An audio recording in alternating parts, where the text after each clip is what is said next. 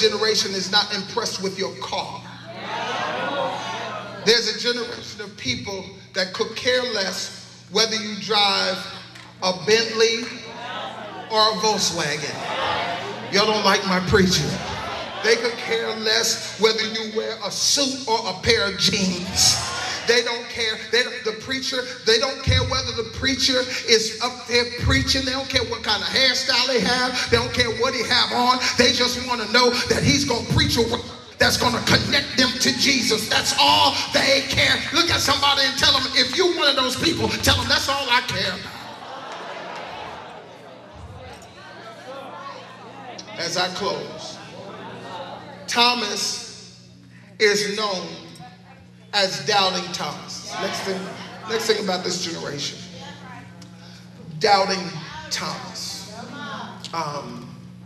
Isn't it something how Thomas, he doubts, Brittany, he doubts, and it's just a couple of verses in the Bible. One verse says he doubts. I don't believe it. I won't believe it unless I see it for myself. It's only in the next verse that Jesus comes and shows himself to him. And now Thomas says, my Lord, my God. Now he goes just from being his Lord, somebody that he's under, to now being his God. Just a couple of verses. Isn't it something how we go through 2,000 years, Thomas's name has become associated with doubt. We continue to call his name Doubting Thomas. It's become a proverbial statement, a Doubting Thomas. Isn't it something how one mess up becomes his definition? He's defined by a moment of doubt.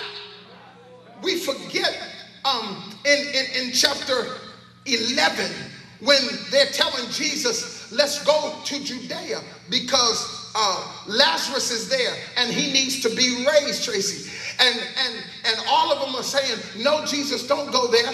It was Thomas that stood up and spoke and said, let's go there. They're telling Jesus, don't go there because they're going to kill you if you go there. Thomas is saying, let's go.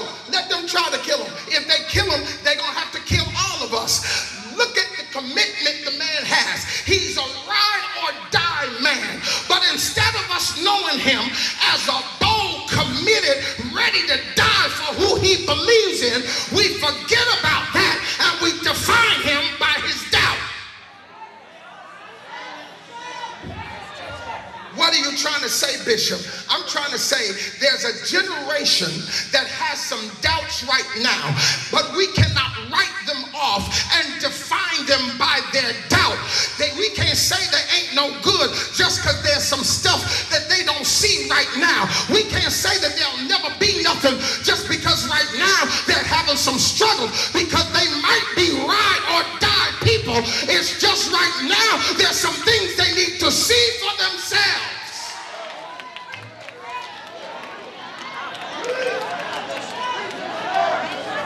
Let me close this. Let me stop. My God, I love him today. I need you to tell him, don't define me by what you heard about me.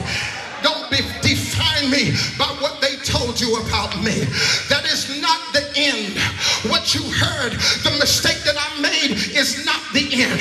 The mess that I got in is not the end of me. If God gave me more days, it means he gave me more time. And God said that I'm giving you time to redefine yourself. Oh, come on, shake somebody's hand and tell them, just give me a few more days because I'm about to redefine myself. There is a generation. There's a generation that's, stand on your feet. There's a generation that right now there's doubt.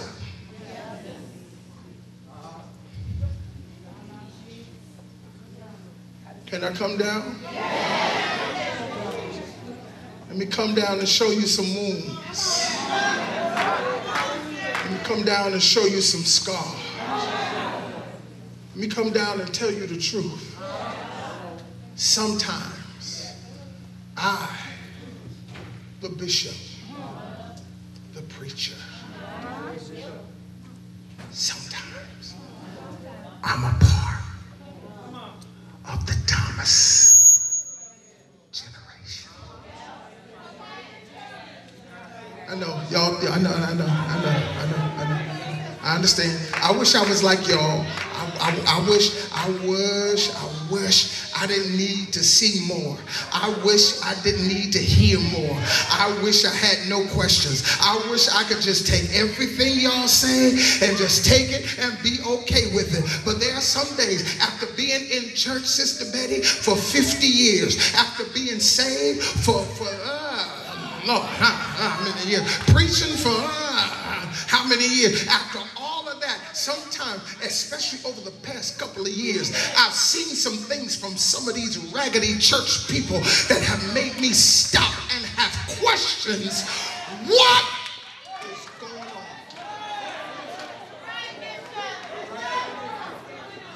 Look at somebody and tell them, sometimes I'm a part of that Thomas generation.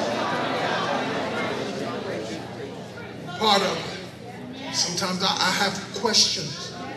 Sometimes some things I just can't take it.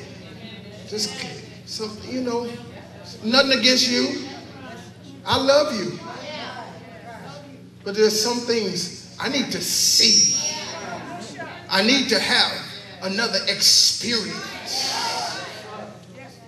I wonder when I studied this, if Jesus said, as my Father sent me, so send I you. I wonder how 8 days later, they're back in the same room again, locked in again. Maybe that's another reason why Thomas is in the position that he's in. Because you told me that Jesus said, as my Father sent me, so send I you. So why are you not going where you were sent? Why are you back here in this room again? That's one of the reasons why I can't believe. Because you talking about stuff that I don't see you doing your own self. That's why people can't believe us. Because they hear us saying one thing and everything we saying we are not doing. You don't like my preacher. Y'all talking about love and still talking about each other. Y'all talking about mercy and grace, yet and still you want to hang somebody that don't do what you want them to do. That's why the Thomas generation feels the way that they do.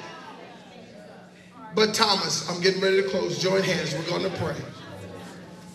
Thomas has a future. Thomas has a purpose. Look at somebody and tell them, you still have a future. You're still being sent. Did you not know that it was Thomas that left and he was sent? He went to a country that was steep in idol worship, worshiping false gods, worshiping, seeing more value in cattle. Thomas went to India. He established the Christian church in India. The church, Christianity, would not be known in India if it wasn't for Thomas. So tell somebody, don't throw me away. Don't throw me away because I don't see it right now. Don't throw me away because I have doubt right now. Give me a chance, because it's a possibility that I'm going to do something. I'm going to do something great. He goes down in history as the bishop, the head of the Church of Jesus Christ in India. There's something great that you're going to do.